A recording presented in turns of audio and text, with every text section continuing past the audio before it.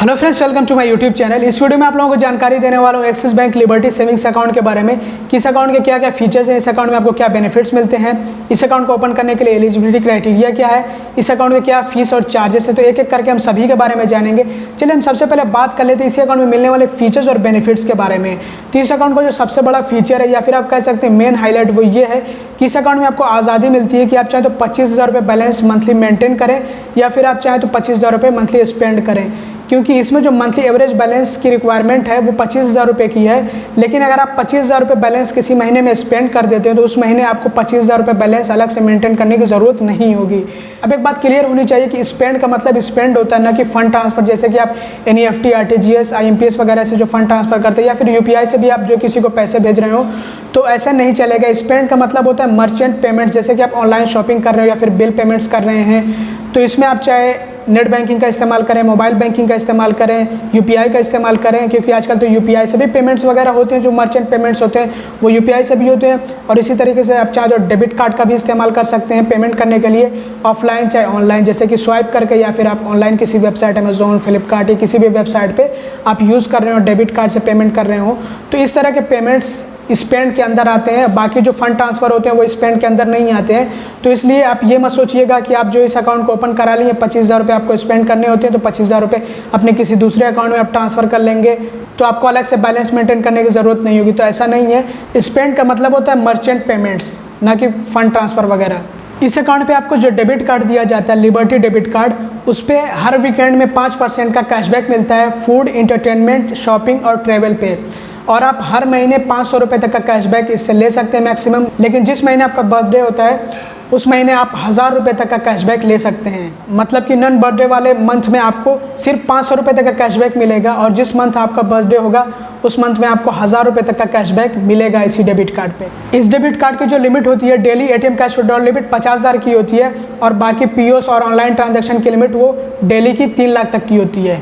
Axis bank के जो partner restaurants हैं इंडिया में, वहाँ पे अगर आप अपने डेबिट कार्ड का इस्तेमाल करते हैं तो वहाँ पे आपको 20% तक का डिस्काउंट मिल जाता है। ये ऑफ़र बेस होता है, कभी 10% होता है, कभी 15% होता है। तो आप ऑफ़र खुद चेक कर सकते हैं इनकी वेबसाइट से जाके।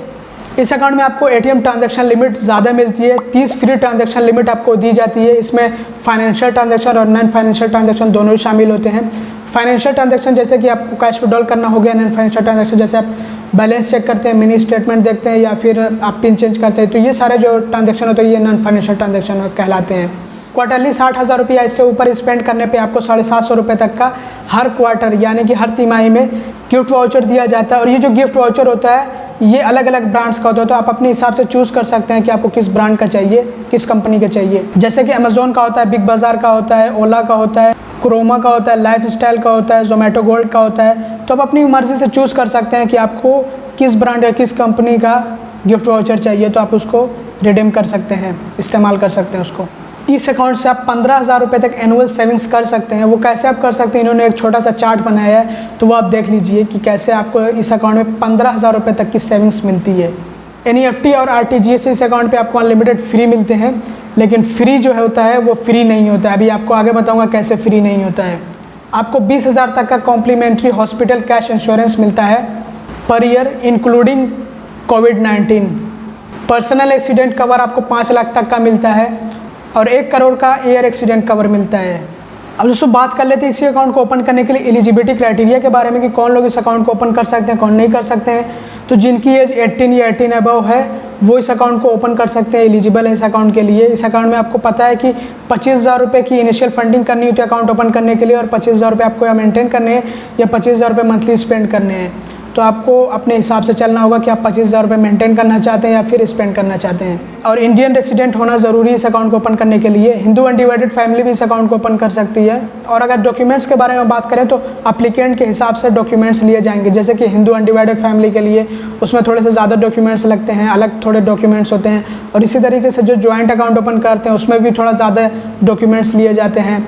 और जिनका परमानेंट एड्रेस और कम्युनिकेशन एड्रेस अलग अलग होता है उनसे भी 2 तरह के एड्रेस प्रूफ लिए जाते हैं। जैसा एप्लीकेंट है वैसे डॉक्यूमेंट्स प्रोवाइड करने पड़ेंगे। वैसे आमतौर पे जिन डॉक्यूमेंट्स की ज़रूरत हमें पड़ती है, यानी कि एक इंडिविजुअल को अकाउंट ओपन कराने के लिए जिन डॉक्यूमेंट्स की ज़रूरत पड़ती है वो आप अपनी स्क्रीन पे देख पा रहे हैं। एक होता है इसमें आपका आइडेंटिटी प्रूफ और दूसरा होता है एड्रेस प्रूफ। अब दोस्तों बात कर लेते हैं फीस और चार्जेस के बारे में। तो इस अकाउंट को ओपन करने के लिए इनिशियल फंडिंग 25,000 की चाहिए। ये मेट्रो लोकेशन और अर्बन लोकेशन के लिए यानी कि सिटीज़ वगैरह के लिए है, और बाकी जो सेमी अर्बन और रूरल एरिया उनमें 15,000 की इनिशियल फंडिंग करनी होगी इस अकाउंट को ओपन करने के लिए। और इसी तरह से जो बैलेंस मेंटेन करना होगा, तो मेट्रो लोकेशन और अर्बन लोकेशन के लिए 25,000 रुपये बैलेंस मेंटेन करने। अगर आप जो है किसी अर्बन लोकेशन में है, मेट्रो लोकेशन में है, तो वहाँ पे आपको 25,000 रुपये बैलेंस मेंटेन करने होंगे।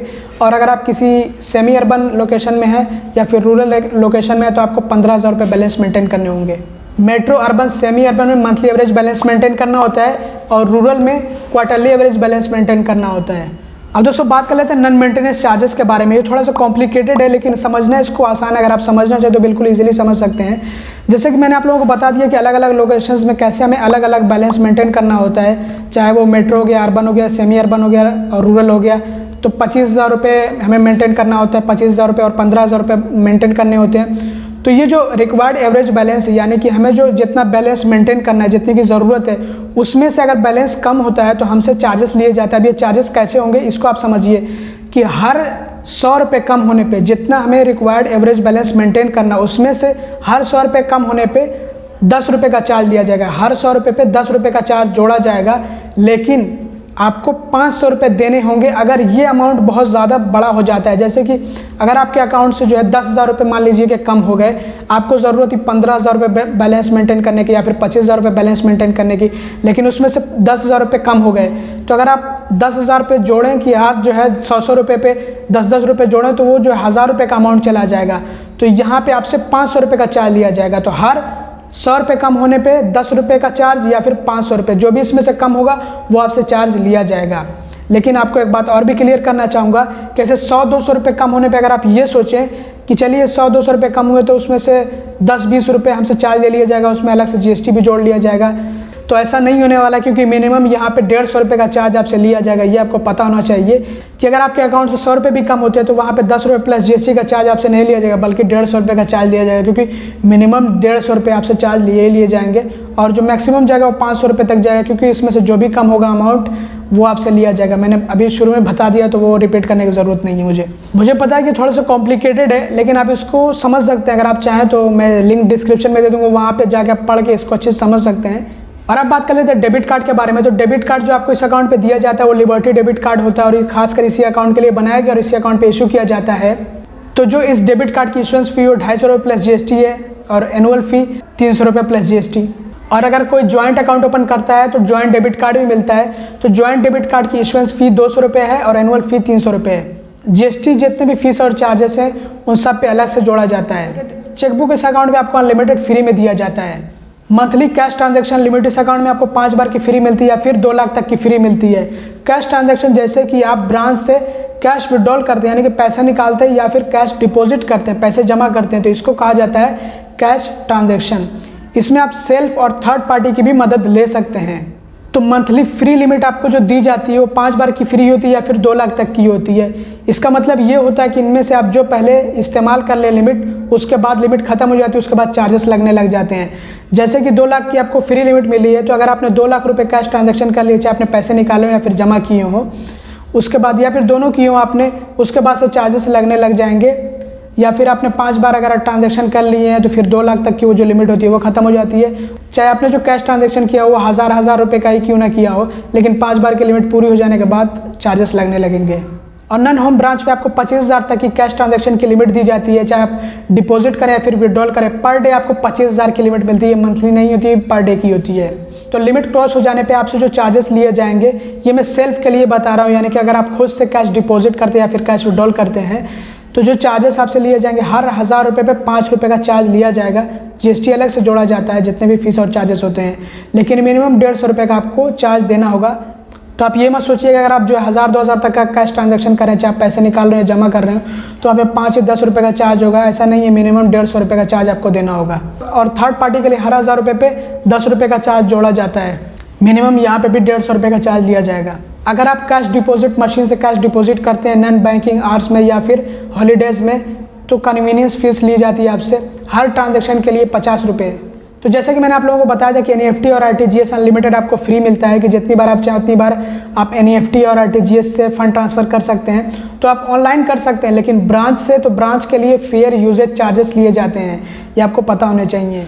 तो ये जो फेयर यूजेज चार्जेस होते हैं ये ब्रांच के चार्जेस होते हैं। जब आप ब्रांच से ट्रांजेक्शन्स करते हैं तो इनमें सारे ट्रांजेक्शन्स इंक्लूड होते हैं और इसमें आपको जो है फ्री लिमिट हर महीने दी जाती है। तो आपको 15 फ्री लिमिट मिलती है ट्रांजेक्शन्स की, उसके बाद से आपसे चार्जेस लिए जाएंगे। तो इन ट्रांजेक्शन्स में शामिल है कैश ट्रांजेक्शन्स जो आप ब्रांच से करते हैं, आउटवर्ड क्लियरिंग, फंड ट्रांसफ़र जैसे कि RTGS, NEFT और रेमिटेंसेस, अदर रेमिटेंसेस जो होते हैं वो सारे इसमें शामिल होते हैं। IMPS के जो चार्जेस होते हैं 2.5 रुपये से लेकर के 15 रुपये तक के होते हैं। अलग अलग अमाउंट पे आपको अलग अलग चार्जेस देने होते हैं, आप अपनी स्क्रीन पे देख लीजिए। और ATM ट्रांजैक्शंस के जो चार्जेस होते हैं जब आप फ्री लिमिट क्रॉस कर जाते हैं तो फाइनेंशियल ट्रांजैक्शन के लिए 20 रुपये का आपसे चार्ज लिया जाता है प्लस GST, और नॉन फाइनेंशियल ट्रांजैक्शन के लिए आपको 10 रुपये का चार्ज देना होता है प्लस GST। तो ये जो जितने फीस और चार्जेस हैं इन सभी पे GST जोड़ा जाता है। तो दोस्तों यही था axis Bank Liberty savings account. ये अकाउंट काफ़ी अच्छा है उन लोगों के लिए जिनके ट्रांजैक्शंस बहुत ज़्यादा होते हैं, जिनके स्पेंड्स बहुत ज़्यादा होते हैं, उनके लिए बहुत अच्छा, क्योंकि उनको अलग से कोई बैलेंस मेंटेन करने की ज़रूरत नहीं होगी। और इस अकाउंट पर पहले आपको कॉम्प्लीमेंट्री क्रेडिट कार्ड भी दिया जाता था जो कि Flipkart axis bank credit card हुआ करता था, लेकिन अभी के टाइम में तो आपको कॉम्प्लीमेंट्री क्रेडिट कार्ड नहीं मिलता है। लेकिन हाँ, बैंक से बात करने पे ये पता लगा है कि अगर आपके ट्रांजैक्शंस अच्छे होते हैं तो आपको 3-4 महीनों के बाद क्रेडिट कार्ड ऑफ़र कर दिया जाता है। तो ये अकाउंट काफ़ी अच्छा, अगर आपको क्रेडिट कार्ड चाहिए एक्सिस बैंक का तो मैं कहूँगा कि आप ये अकाउंट ओपन करा लीजिए और आप इससे अच्छे ट्रांजैक्शंस करिए तो आपको क्रेडिट कार्ड का ऑफर ज़रूर आएगा।